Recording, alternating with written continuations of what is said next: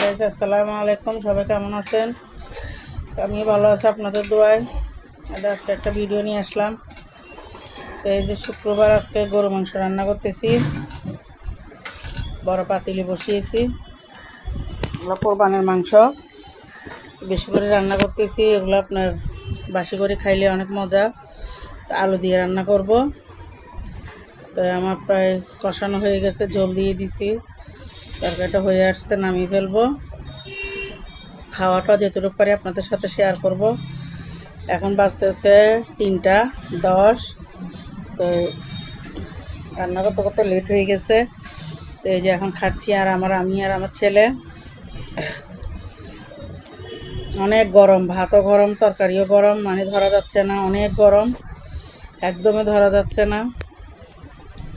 মানে আপনাদের যে খেয়ে দেখাবো সেটাও পারতেছি না, অনেক গরম, একদম ধুমা উঠতেছে। এই যে আমার প্লেটে অনেকগুলো মাংস নিয়ে নিছি, আর অল্প করে একটু ভাত নিছি।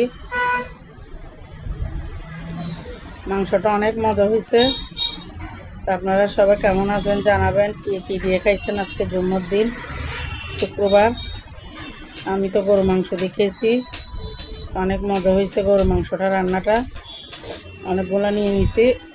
আমার চ্যানেলটা লাইক কমেন্ট শেয়ার করে দিবেন, যদি ভালো লাগে আমার চ্যানেলটার পাশে থাকবেন।